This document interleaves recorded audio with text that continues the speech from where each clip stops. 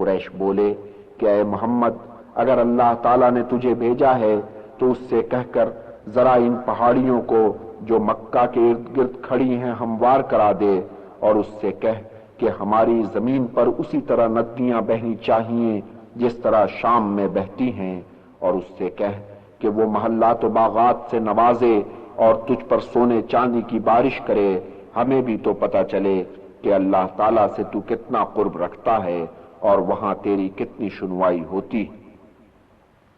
حضرت بولے، میں ان چیزوں کا طالب نہیں ہوں اور اللہ تعالیٰ نے ایسے کاموں کے لیے مجھے بھیجا بھی نہیں ہے، مجھے تو اس نے بشیر و نذیر بنا کر بھیجا ہے۔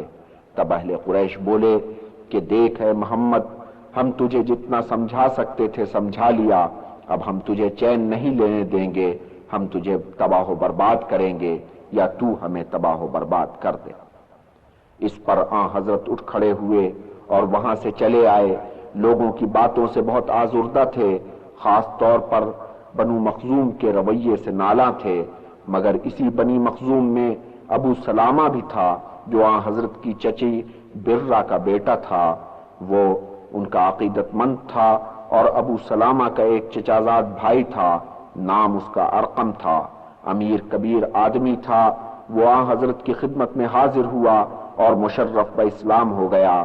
کوہ صفا کے قریب اس کا ایک وسیع و عریض مکان تھا، وہ اس نے اسلام کے لیے وقف کر دیا۔ یوں اسلام کے ماننے والوں کو مکہ کے عین وسط میں ایک ٹھکانہ میسر آ گیا۔ اب وہ اطمینان کے ساتھ یہاں اکٹھے ہوتے تھے، سر جوڑ کر بیٹھتے تھے، تبادلہ خیال کرتے تھے، عبادت کرتے تھے۔ اکابرین قریش نے ضد پکڑی تھی کہ اگر تم واقعی پیغمبر ہو تو کوئی معجزہ دکھاؤ، کوئی فرشتہ آسمان سے اترے اور اعلان کرے کہ محمد اللہ کے پیغمبر ہیں۔ معجزے کے لیے اصرار بڑھتا جا رہا تھا اور حضرت خاموش تھے، اور وہ چاندنی رات تھی، 14ویں کا چاند آسمان پر جلوہ گر تھا، اور صحرا میں دور تک چاندنی کا کھیت بچھا ہوا تھا۔ کفار کی ایک ٹولی حضرت کے پاس پہنچی اور بولی کہ اگر تم اس چمکتے چاند کے 2 ٹکڑے کر دو تو ہم مان لیں گے کہ تم پیغمبر ہو۔ اس وقت اس ٹولی کے علاوہ بھی بہت سے قریش یہاں جمع تھے، ان میں کفار بھی تھے، اہل اسلام بھی تھے، اور ایسے بھی تھے جو اسلام کے بارے میں ایک تذبذب کے عالم میں تھے۔ اس چیلنج کو سب نے سنا اور سب کی آنکھیں آسمان کی طرف اٹھ گئیں جہاں بدر کامل پوری آب و تاب کے ساتھ چمک رہا تھا، اور اچانک انہوں نے دیکھا کہ چاند کے 2 ٹکڑے ہو گئے ہیں، ایک ٹکڑا غار حرا کی ایک سمت میں دبک رہا تھا، دوسرا ٹکڑا غار حرا کی دوسری سمت میں جھلملا رہا تھا۔ حضرت نے بآواز بلند کہا کہ اے لوگو گواہ رہنا کہ تم نے چاند کو 2 ٹکڑے ہوتے دیکھا ہے۔ اہل ایمان کا تو ایمان تازہ ہو گیا، مسرت کی ایک لہر اٹھی اور وہ فرط عقیدت سے جھوم اٹھے۔ کافروں پہ اوس پڑ گئی، انہیں قائل نہیں ہونا تھا، نہ ہوئے، بولے کہ محمد نے شوبدہ کیا ہے۔ اور اب اہل قریش نے اپنے آپ کو بے بس جان کر باہر سے کمک حاصل کرنے کی ٹھانی۔ انہوں نے 2 قاصد یثرب روانہ کیے اس ہدایت کے ساتھ کہ وہاں جا کر یہودیوں کے علماء دین سے ملو، محمد کا احوال سناؤ اور پوچھو کہ اے علماء دین یہود کہ تم اہل توریت ہو اور پیغمبروں کی ہم سے بڑھ کر شناخت رکھتے ہو، تم اس شخص کے بارے میں کیا کہتے ہو؟ یہودی ربیوں نے ان قاصدوں سے کہا کہ تم اس شخص سے 3 سوال کرو، اگر اس نے ان سوالوں کے صحیح جواب دے دیے تو سمجھ لو کہ وہ پیغمبر ہے، نہیں تو اسے کاذب جانو۔ پہلا سوال اس شخص سے یہ پوچھو کہ عہد قدیم میں وہ نوجوان کون تھے جو اپنی بستی سے نکل گئے، اور وہ کیا داستان حیرت ہے کہ ان سے وابستہ چلی آتی ہے۔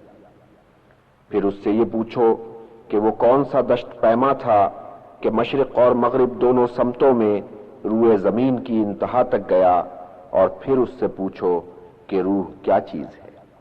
اہل قریش نے حضرت کو بلا بھیجا اور 3 سوال کر ڈالے۔ حضرت نے فرمایا کہ میں کل ان سوالوں کا جواب دوں گا، لیکن جب دوسرے دن کفار مکہ نے ان سے جواب مانگے تو انہوں نے اگلے دن پر ٹال دیا۔ اس طور 15 راتیں گزر گئیں، کوئی وحی نہیں آئی۔ حضرت پریشان تھے کہ کفار کے سوالوں کا وہ کیا جواب دیں۔ آخر وحی آئی اور پھر آپ نے ایک ایک سوال کا جواب دیا کہ اے لوگو، وہ جوان جنہیں بستی سے نکلنا پڑا اصحاب کہف تھے کہ ایک غار میں جا سوئے اور 300 برس تک سوتے رہے، اور وہ دشت پیما جس نے مشرق و مغرب دونوں سمتوں میں روئے زمین کو انتہائی حد تک کھوند ڈالا ذوالقرنین تھا۔ اور رہا روح کا معاملہ، تو اے لوگو، روح کا علم آدمی کو نہیں دیا گیا، اس کے متعلق وہ تھوڑا بہت ہی جانتا ہے۔ ان جوابوں کو یہودی علماء تک پہنچایا گیا۔ وہ سخت سٹ پٹائے کہ جواب تو ان کی توقع سے بڑھ کر درست تھے، مگر پتھر میں جوک نہیں لگا کرتی، قائل نہیں ہونا تھا، نہیں ہوئے۔ مگر ایسے لوگ جن کی سرداریاں نہیں تھیں، جن کے ایسے مفادات نہیں تھے کہ نئے مذہب سے خطرے میں پڑ جائیں، وہ یہ واقعات دیکھتے تھے اور متاثر ہوتے تھے، اور ان کی آنکھوں سے غفلت کے پردے اٹھتے چلے جا رہے تھے۔ اسلام آہستہ آہستہ لوگوں کے اندر سرایت کر رہا تھا، قبولیت کا سلسلہ بڑھتا چلا جا رہا تھا۔ اسلام قبول کرنے والوں میں بااثر شخصیتیں کم تھیں۔ مکہ کے نواح میں بسنے والے نوجوان طبقے کے لوگ، غلام یا وہ جو ابھی ابھی غلام سے آزاد ہوئے، بس اس قسم کے لوگ اسلام کو قبول کرنے میں پیش تھے، اور چونکہ وہ مکہ میں زیادہ اثر و رسوخ کے مالک نہیں ہوتے تھے، اس لیے قریش کے لیے انہیں ستانا آسان ہوتا تھا، اور غلاموں اور آزاد کردہ لوگوں کی تو بساط ہی کیا تھی، ان پر زیادہ ظلم ہوتا تھا۔ مثلا ایک بلال حبشی تھے جو امیہ کی غلامی میں تھے اور مسلمان ہو گئے تھے۔ اس شخص نے اس غریب مسلمان پر کیا کیا ستم ڈھائے، چلچلاتی دھوپ میں لٹا کر سینے پر پتھر رکھ دیتا اور مارنا شروع کرتا، کہتا کہ کر اسلام سے توبہ، مگر بلال بھی صبر و استقلال کا پیکر تھے، کوڑے کھاتے جاتے اور وحدت خداوندی کا اعلان کرتے جاتے۔ آخر حضرت ابو بکر نے ایک غلام تبادلے میں دے کر انہیں اپنی ملکیت میں لیا اور آزاد کر دیا۔ اسی طرح یاسر، ان کی بیوی سمیہ اور عمار نے اپنی کم حیثیتی کی وجہ سے کیسے کیسے ظلم سہے، مگر کتنے صابر لوگ تھے کہ پائے ثبات میں کبھی ذرا بھی لغزش نہ آئی۔ مگر ظلم و ستم بڑھتے ہی چلے گئے، اور ہر آدمی تو بلال نہیں ہوتا، مسلمانوں کے لیے اذیتیں ناقابل برداشت ہوتی چلی گئیں۔ تب آن حضرت نے ایک تجویز پیش کی، فرمایا کہ اہل ایمان، یہ وقت بے شک بھاری ہے، اچھا ہو کہ تم تھوڑے عرصے کے لیے مکہ سے کنارہ کرو اور کسی اور قریے میں جا کر پڑاؤ کرو۔ یہاں سے دور ایک دیس حبشہ کا ہے، جہاں کا بادشاہ منصف مزاج اور رحم دل ہے، تم وہاں پہنچ جاؤ تو سکھ کا سانس لوگے۔ رسول نے فرمایا اور اہل ایمان نے مانا، حبشہ کے سفر کی تیاریاں ہونے لگیں۔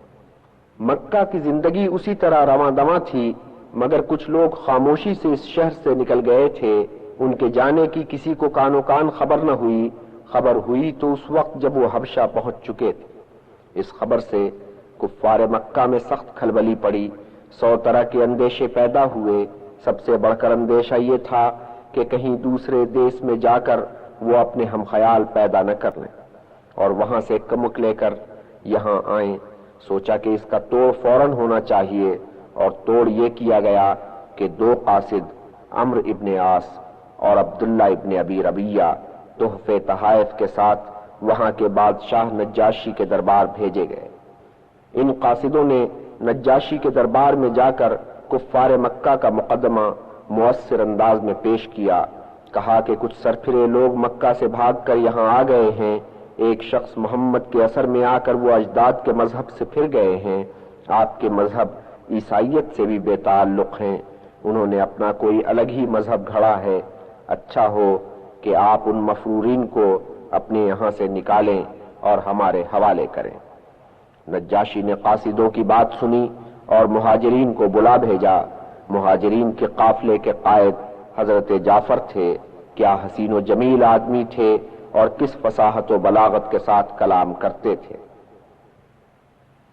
انہوں نے دربار میں پہنچ کر مسلمانوں کا نقطہ نظر بیان کیا، کہا کہ اے بادشاہ، ہم اہل عرب تاریکی میں بھٹک رہے تھے، بتوں کو پوجتے تھے، عدل و انصاف سے محروم تھے، کمزوروں ناداروں کے ساتھ زیادتیاں ہوتی تھیں، جابروں ظالموں کی بن آئی تھی۔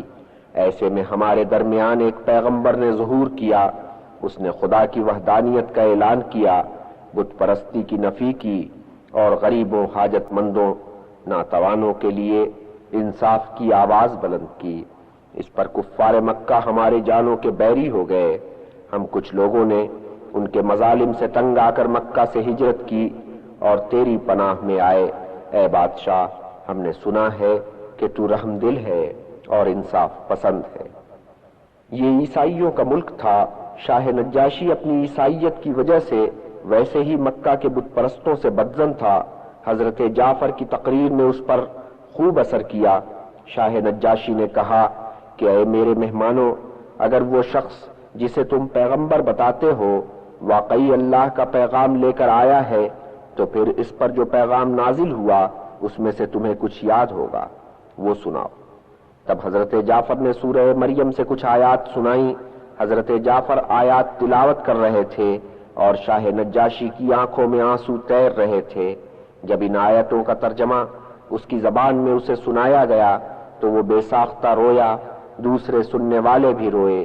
نجاشی نے کہا کہ خدا کی قسم یہ کلام اسی سرچشمے سے آیا ہے جہاں سے حضرت عیسیٰ پر نازل ہوا تھا۔ شاہ نجاشی کے اس طرح متاثر ہو جانے سے قریش کے نمائندے بہت سٹ پٹائے۔ انہوں نے ایک حربہ اور آزمایا، کہا کہ اے شاہ، ذرا ان لوگوں سے تو یہ پوچھ کہ وہ حضرت عیسیٰ کو کیا سمجھتے ہیں، بس اس سوال پر ان کی قلعی کھل جائے گی۔ شاہ نجاشی نے مسلمانوں کو پھر بلا بھیجا اور سوال کیا کہ اے مسلمانوں، تم حضرت عیسیٰ کو کیا سمجھتے ہو؟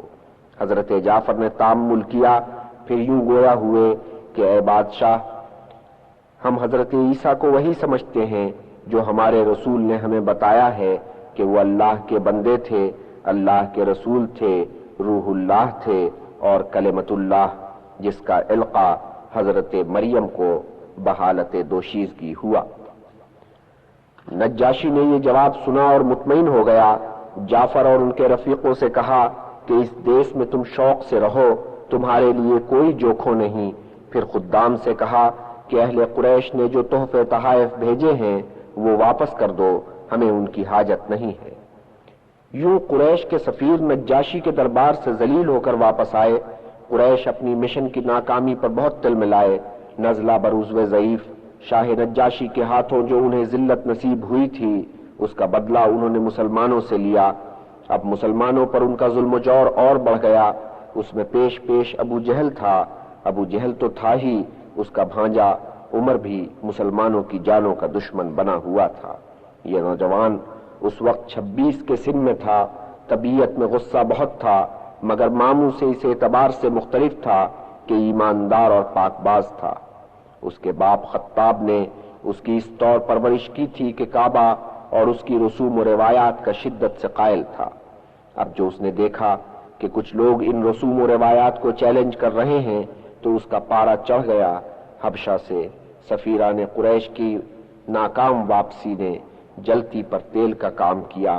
اس نوجوان نے سوچا کہ فتنے کی جڑ ایک شخص ہے، اس کا سر قلم کر دیا جائے تو فتنہ خود بخود فرو ہو جائے گا۔ طیش میں آ کر تلوار پکڑی اور گھر سے اس عزم کے ساتھ نکلا کہ آج اس شخص کا سر قلم کر دینا ہے۔ راستے میں نعیم ابن عبداللہ ملے جو خفیہ طور پر مسلمان ہو چکے تھے۔ انہوں نے اس نوجوان کے تیور دیکھے تو دل میں اندیشہ کیا کہ ہاں حضرت کی جان خطرے میں ہے۔ کہا کہ اے عمر، پہلے اپنے گھر کی تو خبر لے، تیرے بہن اور بہنوئی نے بھی تو اسلام قبول کر لیا ہے۔ یہ خبر نوجوان پر بجلی بن کر گری۔ حضرت کی طرف جاتے جاتے اس نے راستہ بدلا اور بہن کے گھر کی طرف ہو لیا۔ بہن فاطمہ اور بہنوئی سعید اس وقت اس آیت کی تلاوت کر رہے تھے جو تازہ تازہ نازل ہوئی تھی۔ بھائی کی غسیلی آواز سن کر فاطمہ چونکی۔ انہوں نے وہ کاغذ جس پر آیت لکھی ہوئی تھی کپڑوں میں چھپا کر رکھ دی۔ عمر نے آتے ہی پہلا سوال یہ کیا کہ یہ تم لوگ کیا پڑھ رہے تھے؟ اور جب بہن اور بہنوئی سے نوجوان کو کوئی تشفی بخش جواب نہ ملا تو اس نے غضبناک ہو کر کہا کہ میں نے سنا ہے کہ تم نے اسلام قبول کر لیا ہے، اور بہنوئی کے ساتھ دست و گریباں ہو گیا۔ بہن نے شوہر کو بھائی کی زد سے بچانے کی کوشش کی تو بھائی نے اس کے ایک مکہ رسید کیا کہ اس کی نکسیر بہہ نکلی۔ تب بھائی کا دل پسیجا، اس کے رویے میں نرمی آ گئی، نرم لہجے میں کہا کہ اے بہن، میں یہ دیکھنا چاہتا ہوں کہ وہ کیا عبارت تھی جو تم پڑھ رہی تھیں، اور وہ کون سی بات ہے جس نے تمہیں اسلام قبول کرنے پر قائل کیا۔ بہن کا بھی بھائی کے لیے دل پسیجا، دل میں کہا کہ کیا عجب ہے کہ یہ آیت پڑھ کر میرے بھائی کا قلب درست ہو جائے اور وہ مسلمان ہو جائے، مگر اس نے ایک شرط لگائی، اے میرے ماں جائے، یہ عبارت اپنے پڑھنے والوں کو پاک صاف ہونے کا تقاضا کرتی۔ عمر نے فوراً اس ہدایت پر عمل کیا، نہا دھو کر بہن کے پاس آئے، بہن نے کاغذ بھائی کے سامنے رکھ دیا، وہ طٰہٰ کی آیت تھی۔ اس کا عجب اثر ہوا کہ عمر فوراً قبول اسلام پر آمادہ ہو گئے، وہاں سے اٹھ کر سیدھے آن حضرت کی خدمت میں پہنچے اور ایمان لے آئے۔ کتنے لوگوں نے اسلام قبول کر لیا تھا، مگر اس کا اعلان کرتے ہوئے وہ جھجکتے تھے۔ اسلام اندر ہی اندر دلوں اور دماغوں کو تسخیر کرتا چلا جا رہا تھا۔ کوئی واقعہ ہوتا اور اچانک پتہ چلتا کہ فلاں شخص بھی مسلمان ہو چکا ہے، مگر حضرت عمر اپنے ایمان کو چھپا کر رکھنے والوں میں سے نہیں تھے۔ وہ ڈنکے کی چوٹ مسلمان ہوئے۔ سب سے پہلے انہوں نے روب داب والے ماموں کا دروازہ کھٹکھٹایا۔ ابو جہل نے دروازہ کھولا، بھانجے کو دیکھ کر پوچھا کہ اے میری بہن کے بیٹے، اس وقت تو کون سا پیغام لے کر میرے پاس آیا ہے؟ بھانجے نے جواب دیا، اے میری ماں کے بھائی، میں تجھے یہ بتانے آیا ہوں کہ میں خدا اور اس کے رسول محمد صلی اللہ علیہ وسلم پر ایمان لے آیا ہوں، اور وہ رسول جو پیغام لے کر آیا ہے میں اس کی صداقت کی گواہی دیتا ہوں۔ ابو جہل نے کہا کہ تجھ پر خدا کی لعنت، اور یہ کہہ کر دروازہ بند کر لیا۔ حضرت عمر نے یہ شعار اپنایا کہ بے دھڑک خانہ کعبہ میں جا کر اسلامی آداب کے مطابق عبادت کا فریضہ بجا لاتے۔ حضرت حمزہ بھی اس معاملے میں کم نہیں تھے، اسلام کا ذکر فکر علل اعلان کرتے تھے، دوسرے مسلمانوں کو بھی اس اعلان پر ابھارتے تھے۔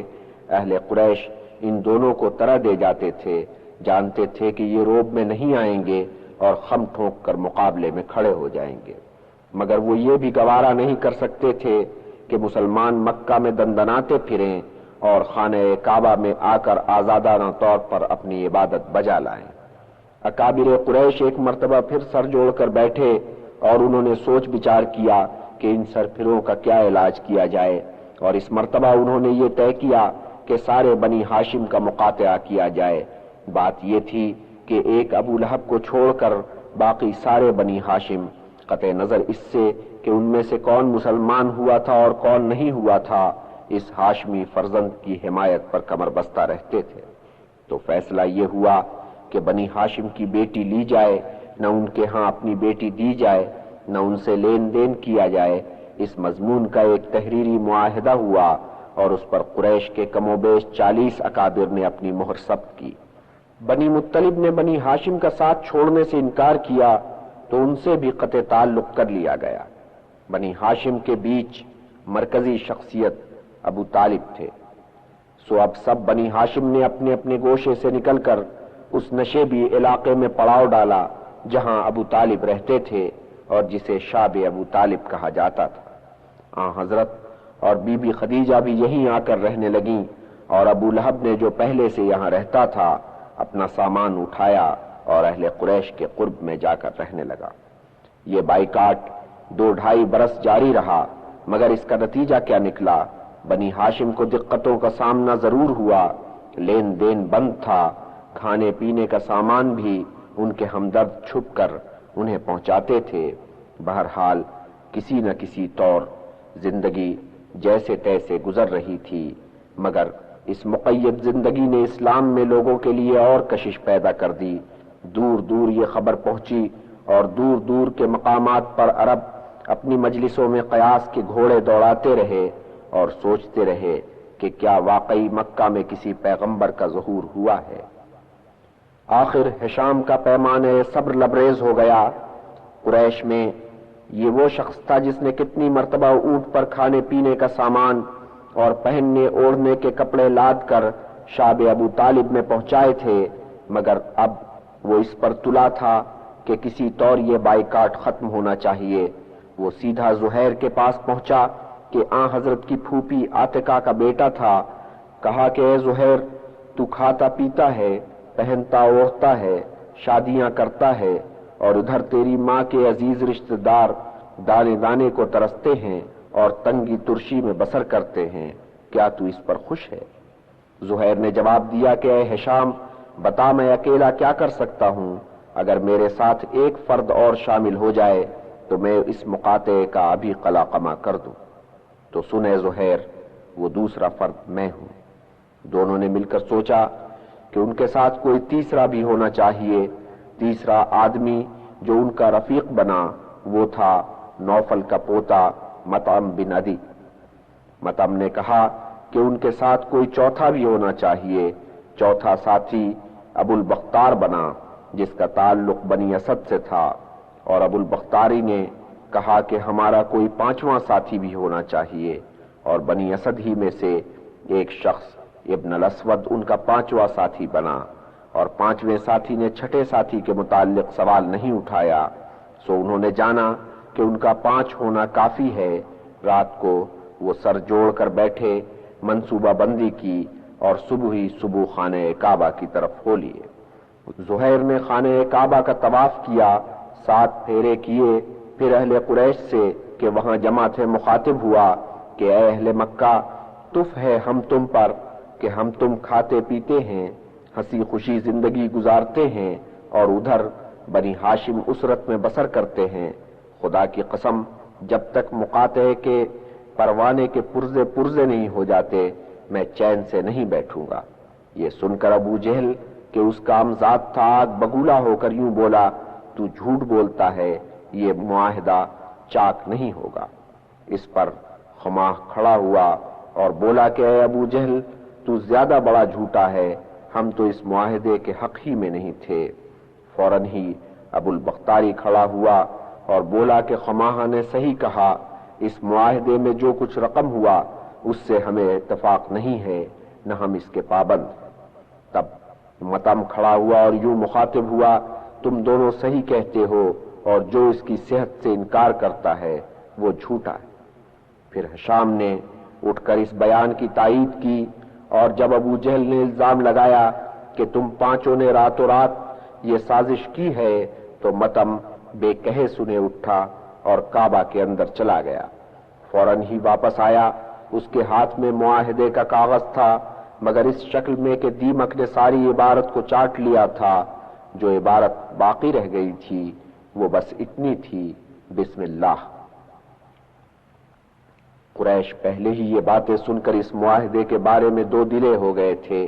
اب جو انہوں نے معاہدے کے کاغذ کو دیکھا تو دیمک کی کارروائی کو معاہدے کے خلاف ایک حتمی شہادت جانا اور معاہدے سے منحرف ہو گئے۔ ابو جہل نے جب یہ دیکھا کہ یہ تو ہوا کا رخ ہی بدلا ہوا ہے تو اس نے چپ سادھ لی۔ یوں مقاطعے کا خاتمہ ہوا اور بنی ہاشم سرخرو ہوئے۔ ادھر حبشہ میں مسلمانوں تک یہ خبر پہنچی کہ مقاطعہ ختم ہو گیا ہے۔ وہاں تو سوکھے دھانوں پر پانی پڑ گیا، وطن کی یاد دلوں میں کروٹ لینے لگی، واپسی کی تیاریاں ہونے لگیں۔ حضرت جعفر اور عبداللہ ابن جہش تو اپنی جگہ جمے رہے، مگر باقیوں کے لیے اب وطن سے دور رہنا مشکل ہو گیا تھا۔ کتنوں نے یہ سوچ کر مکہ کا رخ کیا کہ اگر ان پر کوئی افتاد پڑی تو ان کے قبیلے والے انہیں بچا لیں گے، مگر ابو سلمہ اور ام سلمہ کو اپنے قبیلے والوں سے کسی خیر کی توقع نہیں تھی۔ سو ابو سلمہ نے مکہ میں داخل ہونے سے پہلے حضرت ابو طالب کو کہ اس کے ماموں تھے پیغام بھیجا کہ آپ ہمیں اپنی پناہ میں لے لیں۔ ابو طالب نے یہ درخواست منظور کر لی۔ اس پر بنی مخزوم بہت چیں بجبی ہوئے، کہا کہ اے ابو طالب، تو نے محمد کو اس بنا پر پناہ دی کہ وہ تیرے قبیلے سے ہے اور تیرا بھتیجا ہے، مگر ابو سلمہ تو ہمارے قبیلے سے ہے، اسے تو نے کیا سوچ کر پناہ دی؟ ابو طالب نے جواب دیا کہ اے بنی مخزوم، ابو سلمہ میری بہن کا بیٹا ہے، اگر میں اپنے بھائی کے بیٹے کو اپنی پناہ میں لے سکتا ہوں تو اپنی بہن کے بیٹے کو اپنی پناہ میں کیوں نہیں لے سکتا؟ اس موقع پر ابو لہب نے بھی بھائی کا ساتھ دیا، اور بنی مخزوم نے یہ سوچ کر کہ ابو لہب کی جو ان کا اتنا سرگرم رفیق ہے مخالفت نہیں مول لینی چاہیے، سو وہ بہت کچھ سوچ سمجھ کر چپ ہو گئے۔ اصل میں اب ابو لہب کچھ اور سوچ رہا تھا۔ ایسا نہیں ہے کہ مسلمانوں کی طرف سے اس کا دل موم ہو گیا تھا، وہ یہ دیکھ رہا تھا کہ ابو طالب تو اب قبر میں پاؤں لٹکائے بیٹھے ہیں، ان کے بعد سرداری اسے ملنی ہے، تو اس موقع پر بنی ہاشم سے بنا کر رکھنی چاہیے کہ وہ وقت آنے پر اس کی سرداری میں کھنڈت نہ ڈالیں۔ ابو طالب بے شک اب بہت بوڑھے ہو گئے تھے، مگر ان کی آنکھ بند ہونے سے پہلے وہ بی دنیا سے سدھار گئیں جو آن حضرت کے دکھ سکھ میں 25 برس سے شریک چلی آ رہی تھیں۔ وہ آن حضرت کی خالی زوجہ نہیں تھیں، یار و غمگسار بھی تھیں، مشیر بھی تھیں، آڑے وقت میں آپ کو سہارا دیتی تھیں، نازک معاملات میں عقل مندی کے ساتھ مشورے دیتی تھیں۔ اس وقت بی بی خدیجہ 65 کے پیٹے میں تھیں اور آن حضرت 50 کے سن میں تھے۔ یہ 619 عیسوی کا واقعہ ہے۔ مقاطعہ ابھی تھوڑے دن ہوئے ختم ہوا تھا۔ بی بی خدیجہ اللہ کو پیاری ہوئیں اور آن حضرت پہ غم کا پہاڑ ٹوٹ پڑا۔ ابھی یہ غم تازہ تھا کہ ایک اور غم کا پہاڑ سر پر آن کھڑا ہوا۔ ابو طالب مرض الموت میں گرفتار ہوئے۔ وہ ان کا آخری وقت تھا کہ اکابر قریش ان کے پاس آئے اور یوں بولے کہ اے ابو طالب، خدا تجھے شفا دے، مگر زندگی کا کیا بھروسہ اور موت کا کیا اعتبار؟ ہماری خواہش ہے کہ تیرے جیتے جی تیرے بھتیجے اور ہمارے درمیان افہام و تفہیم ہو جائے۔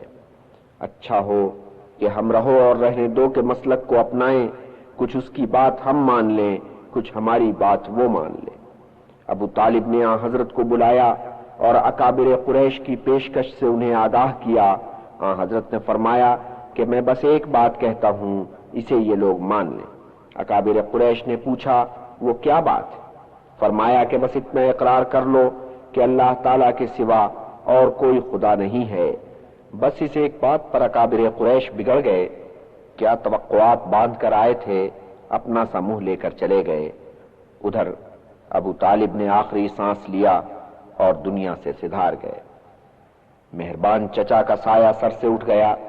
ویسے تو ابو لہب بھی کہ اب ابو طالب کا جانشین تھا، چچا ہی تھا، مگر وہ تو پہلے ہی سے بھتیجے کے مسلک پر خار کھائے بیٹھا تھا۔ اب اس کی بن آئی۔ اس کے سلوک کو دیکھ کر سب اہل قریش شیر ہو گئے۔ اب آن حضرت کے سر پر کوئی شفقت کا ہاتھ نہیں تھا۔ مکہ کی زمین آپ پر تنگ ہوتی چلی گئی۔ اہل قریش کو اب کون روکنے ٹوکنے والا تھا؟ کون سی بدسلوکی تھی جو انہوں نے آن حضرت سے روا نہیں رکھی؟ جب اہل مکہ کی زیادتیاں حد سے گزر گئیں، تب آن حضرت نے سوچا کہ شہر سے باہر نکل کر دیکھنا چاہیے کہ کون ان کا حامی و مددگار ہو سکتا ہے۔ آپ مکہ سے نکلے اور طائف کی راہ لی۔ آن حضرت طائف پہنچ کر سیدھے قبیلے بنی ثقیف کے سرداروں کے گھر پہنچے۔ آن حضرت ان سرداروں کے اس طرز کلام سے بہت آزردہ ہوئے، مایوس ہو کر وہاں سے لوٹے، مگر بنی ثقیف کے ان سرداروں نے اسی پر بس نہیں کی۔ انہوں نے اپنے غلاموں کو اشارہ کر دیا اور غلاموں نے اپنے آقاؤں کی خوشنودی کو ملحوظ رکھتے ہوئے آن حضرت پر آوازیں کسنے شروع کیے۔ دوسرے لوگ بھی ان کے ساتھ شامل ہو گئے۔ اجنبی شہر اور دشمنوں کا نرغہ آن حضرت کے لیے ان سے جان چھڑانی مشکل ہو گئی۔ راہ میں ایک باغ نظر آیا، اس میں داخل ہوئے، درختوں نے انہیں پناہ دی۔ طائف ایک سرسبز پہاڑی مقام تھا۔ مکہ کے اہل ثروت نے یہاں زمینیں مول لے رکھی تھیں۔ مکہ جب گرمی سے جلنے بھننے لگتا تو وہ تبدیلی آب و ہوا کی غرض سے اس ٹھنڈے مقام پر آ جاتے۔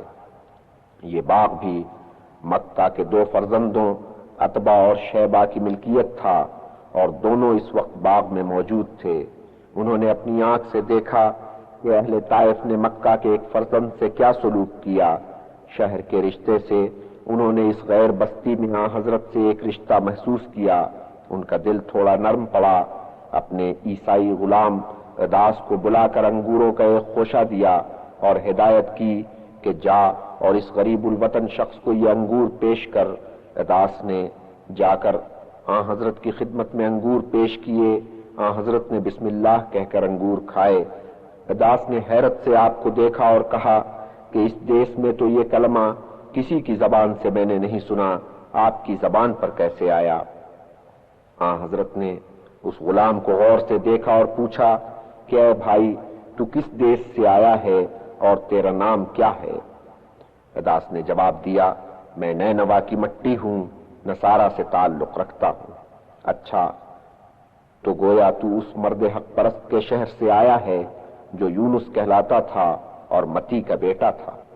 اداس نے تعجب کیا اور بولا کہ اے مرد حق آگاہ، تو متی کے بیٹے یونس کو کس طور جانتا ہے؟ اے بھائی، متی کا بیٹا یونس تو میرا بھائی برادر ہے، وہ پیغمبر تھا اور میں بھی پیغمبر ہوں۔ یہ سن کر اداس پر عقیدت کی کیفیت طاری ہوئی۔ اس نے آگے بڑھ کر حضرت کے سر مبارک کو بوسہ دیا، پھر ہاتھوں کو چوما، پھر ان کے قدموں پر جھک گیا۔ عتبہ اور شیبہ نے دور سے یہ منظر دیکھا اور تعجب کیا۔ جب اداس واپس آیا تو اس سے پوچھا کہ اے اداس، تو نے کیا دیکھا کہ اس شخص سے اس قدر عقیدت کا اظہار کیا؟ اداس نے کہا، اے میرے آقا، اس وقت روئے زمین پر اس شخص سے بڑھ کر